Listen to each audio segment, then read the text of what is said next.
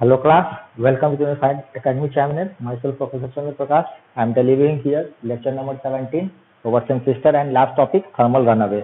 Okay, तो हम लोग वहाँ पे देखे थे थर्मिस्टर में था क्या था, एनटीसी ऑफ रेसिस्टेंस था। थर्मिस्टर में एनटीसी ऑफ रेसिस्टेंस था। यहाँ पे हम लोग सेंसिस्टर लेते हैं। सेंसिस्टर में क्या होता है, पीटीसी ऑफ रेसिस्टेंस। ठीक है, सेंसिस्टर में पीटीसी ऑफ रेसिस्टेंस होता है, यानी कि जैसे ही टेम्परेचर बढ़ेगा तो उसका रेसिस्टेंस भी बढ़ेगा। ठीक है, इसलिए ये पॉजिटिव टेम्परेचर कोफिशिएंट हो गया। ठीक है, पीटीसी यानी टेम्परेचर बढ़ने के कारण जैसे ही टेम्परेचर बढ़ेगा रेसिस्टेंस भी बढ़ेगा, ये पीटीसी हुआ। और एनटीसी में टेम्परेचर बढ़ने से रेसिस्टेंस घट जाता है। ठीक है, तो ये जस्ट एक अरेंजमेंट है। यहाँ पे एक ट्रांजिस्टर लगा दिया, ये जस्ट एक अरेंजमेंट ले लिया हम लोग, इसे ट्रांजिस्टर लगा दिया। अब जो है यहाँ पे हम लोग क्या देखेंगे कि आईएस जो होता है, IS equal to IB plus IR2, या IB बराबर क्या लीजिएगा,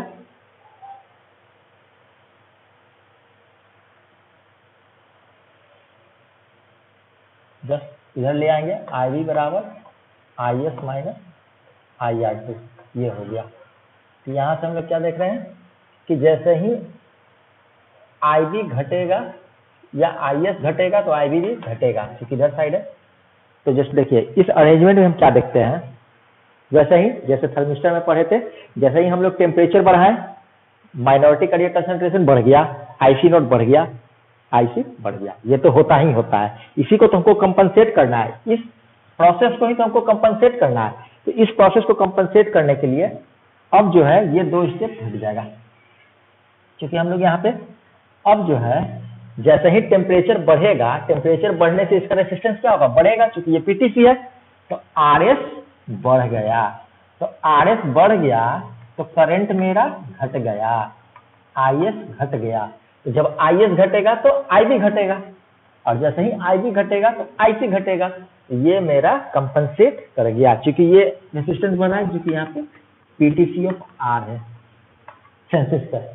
ठीक है, तो टेम्परेचर बढ़ने के कारण यहाँ आईसी घट गया, और यहाँ पे आईसी जो बढ़ रहा था वो आईसी घटेगा, तो यहाँ पे ये कंपनसेट कर गया। तो ये चौथा मेथड था सेंसिस्टर से। यही चार मेथड से आप लोग को पढ़ना है, एक वीवी और 3 आईसीओ, 2 बार डायोड, 1 बार थर्मिस्टर, 1 बार सेंसिस्टर। चलिए अब ये हम लोग हटा देते हैं। अब हम लोग का लास्ट टॉपिक है थर्मल रनअवे। थर्मल रनअवे, ये टीएन का एसपी याद रखिएगा, ताकि एग्जाम में जो है आप लोग गलती ना कर दे, सेंसिस्टर को एनटीसी ना बना दे और थर्मिस्टर को पीटीसी ना बना दे। इसलिए टीएन का एसपी याद रखिएगा, तमिलनाडु का एसपी, छोटी सी बात है, याद तो रह ही जाएगा। अब हम लोग पढ़ेंगे last topic thermal runaway. Thermal runaway यानी कि the self destruction of transistor due to excessive heat produced at the carrier junction, यानी कि इसमें क्या होगा, सेल्फ डिस्ट्रक्शन,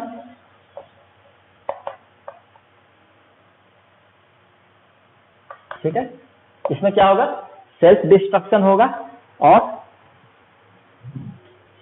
इसमें सेल्फ डिस्ट्रक्शन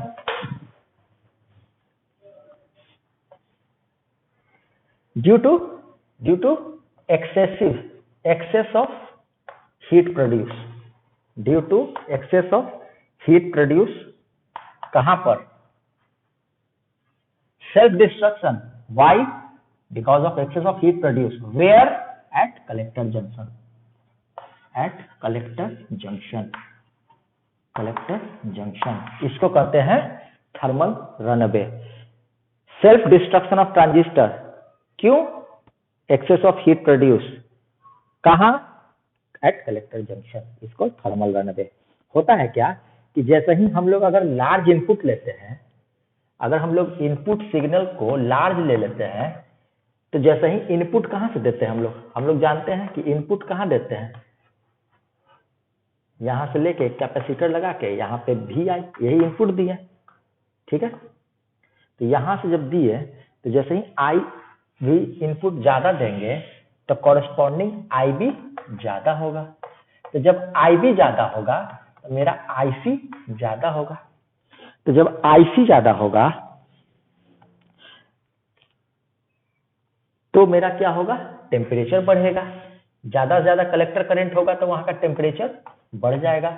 जैसे ही टेम्परेचर बढ़ेगा आईसी नॉट बढ़ेगा, और जैसे ही आईसी नॉट बढ़ेगा आईसी बढ़ेगा, आईसी बढ़ेगा टेम्परेचर बढ़ेगा, टेम्परेचर बढ़ेगा तो आईसी नॉट बढ़ेगा, फिर आईसी नॉट बढ़ेगा तो आईसी बढ़ेगा, और ये प्रोसेस क्यूमुलेटिव प्रोसेस चलता रहेगा। और चलते चलते क्या हो जाएगा, ये जो है फिनिश, पूरा का पूरा ट्रांजिस्टर फिनिश, खत्म। इसको एक फ्लो चार्ट में भी लिख सकते हैं कि जैसे ही इनपुट सिग्नल आप लोग बढ़ा देंगे कॉरस्पॉन्डिंग आईबी बढ़ जाएगा, आईबी बढ़ने के कारण आईसी बढ़ जाएगा, और आईसी बढ़ने के कारण टेम्परेचर बढ़ेगा, टेम्परेचर बढ़ने के कारण आईसी नॉट बढ़ेगा, आईसी नॉट बढ़ने के कारण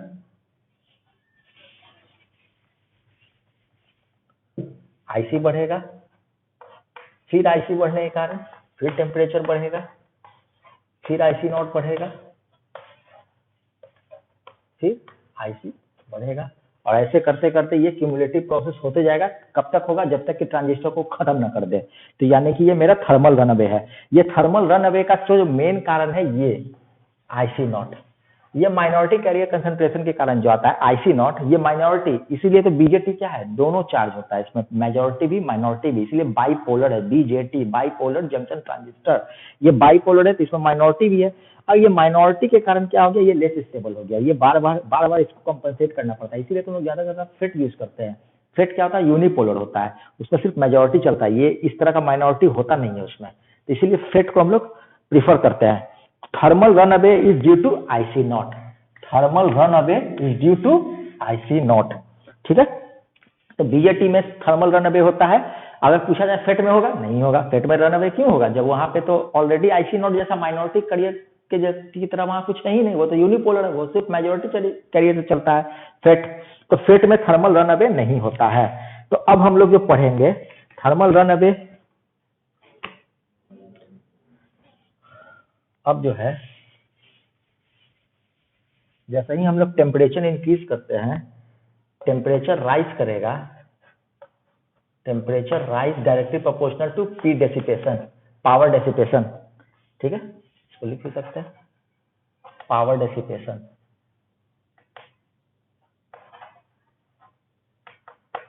पावर डेसिपेशन यानी कि एक जंक्शन पे या कलेक्टर जंक्शन पे, जो भी कुछ भी लिख सकते हैं, जंक्शन पे जो टेम्परेचर माइनस जो एम्बिएंट टेम्परेचर था या सराउंडिंग टेम्परेचर था या सुपरफिशियल टेम्परेचर था, इसको कुछ भी बोल सकते हैं, एम्बिएंट टेम्परेचर, सराउंडिंग टेम्परेचर, तो जो भी बढ़ गया, यानी पहले एम्बिएंट नॉर्मल रूम टेम्परेचर जो है उससे जो भी बढ़ गया, ये जो बढ़ जाएगा ये directly proportional to P dissipation होगा।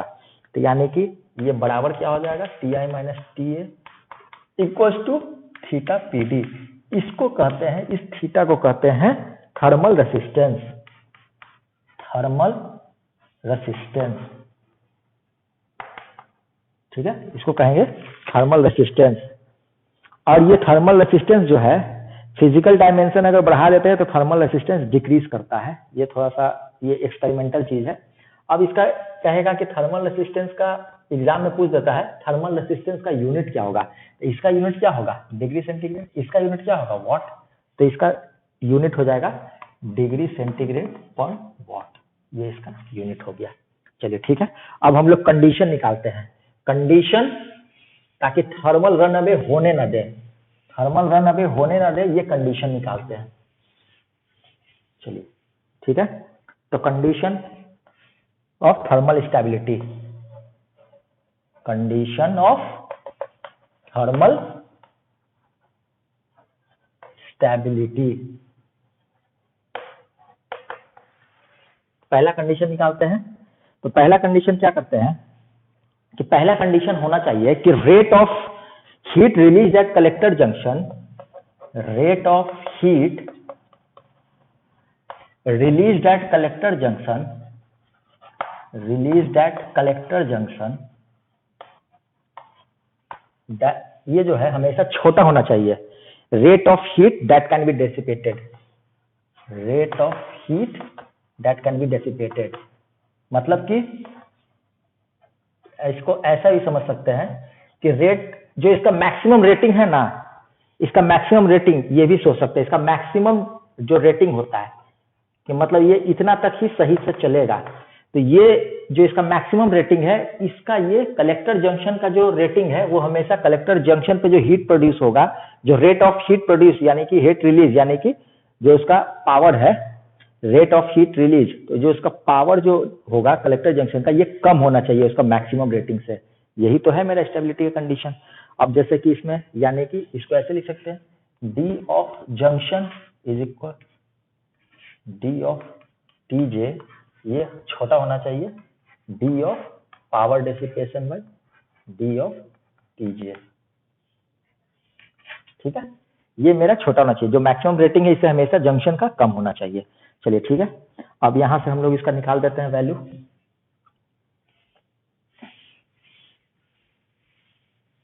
हम लोग को पता है